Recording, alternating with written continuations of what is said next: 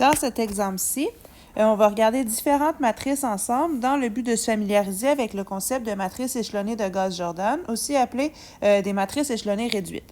Et donc, selon la définition que vous avez lue à la section 2.3 du livre Semaine 3 déposé sur Moodle, vous avez vu que pour qu'une matrice soit échelonnée réduite, elle doit respecter deux conditions. Donc, elle a deux propriétés. La première propriété, c'est que le premier élément non nul de chaque ligne de la matrice doit être un 1. Et la deuxième propriété, c'est que cet élément-là, donc le 1, qui est le premier élément non nul de ma ligne, doit être aussi le seul élément non nul de sa colonne. Et donc, on doit vérifier ces deux choses-là pour s'assurer que la matrice soit échelonnée réduite.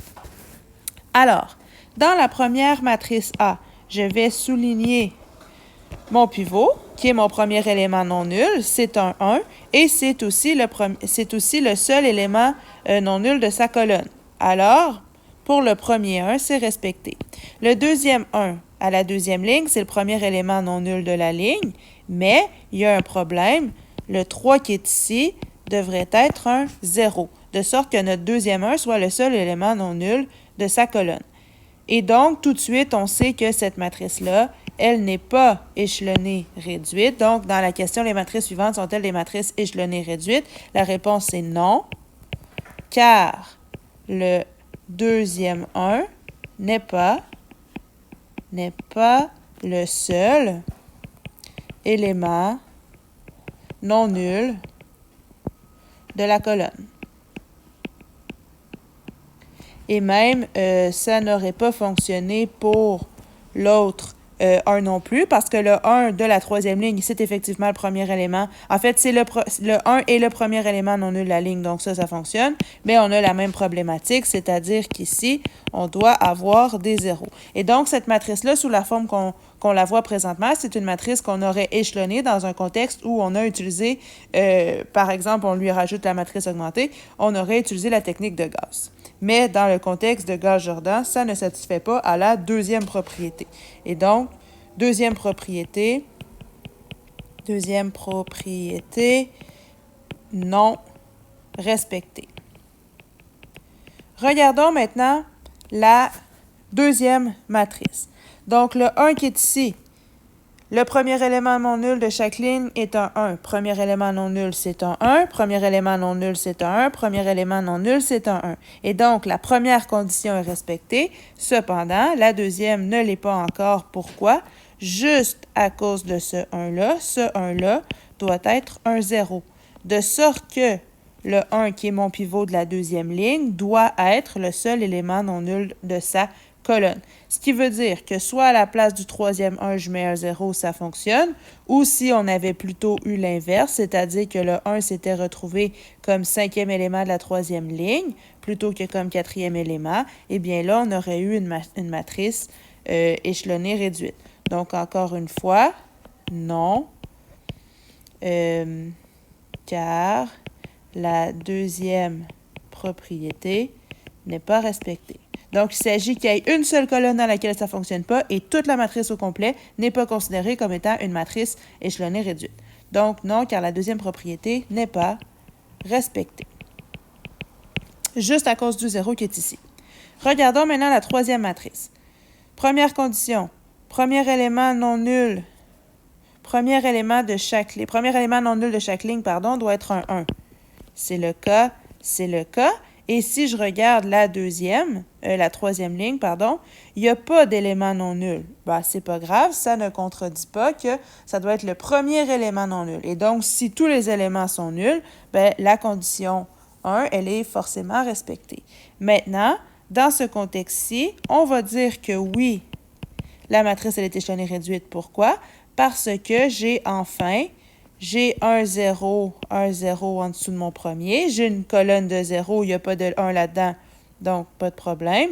Et qu'est-ce que j'ai ici? Troisième colonne, j'ai un 1, et le 1 est le seul élément non nul de sa colonne. Il n'y a pas de problème. Maintenant, je tiens à vous faire remarquer quelque chose. La matrice, elle serait aussi échelonnée réduite si, à la place d'avoir eu un 0 ici, disons que j'avais eu un 5. la matrice serait quand même échelonnée réduite. Pourquoi? Parce que si on regarde ensemble la première propriété, il faut que le premier élément non nul de chaque ligne de la matrice soit 1.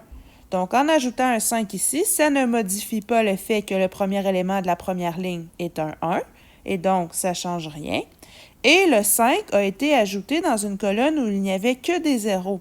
Alors, ça n'enfreint pas la deuxième condition qui dit que le 1 doit être le seul élément non nul de sa colonne. Donc, comme le 5 a été ajouté dans une colonne où il n'y avait pas de 1, ça ne fait pas en sorte que la propriété numéro 2 n'est plus respectée. Et donc, initialement, la matrice que je vous ai donnée, elle était échelonnée réduite. Et en ajoutant un 5, je vous donne une autre forme de matrice. Dans le cas ici, donc je rajoute un 5 à ma deuxième colonne où il n'y avait pas de pivot dans cette colonne-là. La matrice, elle est donc quand même échelonnée réduite. Regardons maintenant les matrices D et les matrices E. La matrice D, qu'est-ce qu'elle a de différent? C'est que c'est une matrice augmentée. Donc, une matrice échelonnée de Gauss-Jordan, ça peut être appliqué sur une matrice, mais ça peut aussi être appliqué sur le concept de matrice augmentée. Et donc, les conditions sont les mêmes, c'est juste qu'on a ajouté le pointillé avec la matrice augmentée à la droite de notre matrice de départ. Vérifions les pivots. Premier élément non nul de ma ligne, c'est un 1.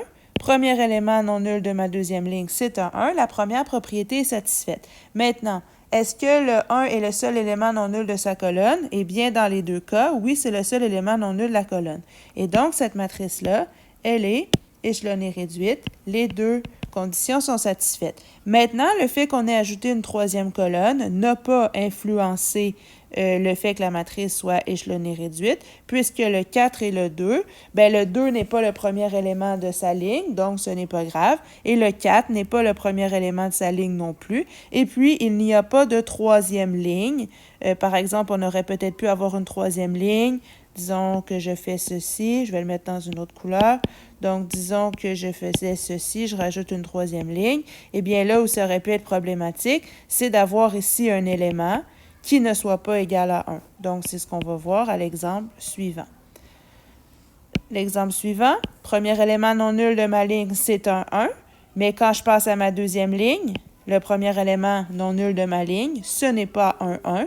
Et donc, à cause du 4 qui est là, il aurait fallu que ceci soit un 1 pour que la matrice soit échelonnée réduite. Et donc, non, car le premier élément non nul de la deuxième ligne n'est pas un 1.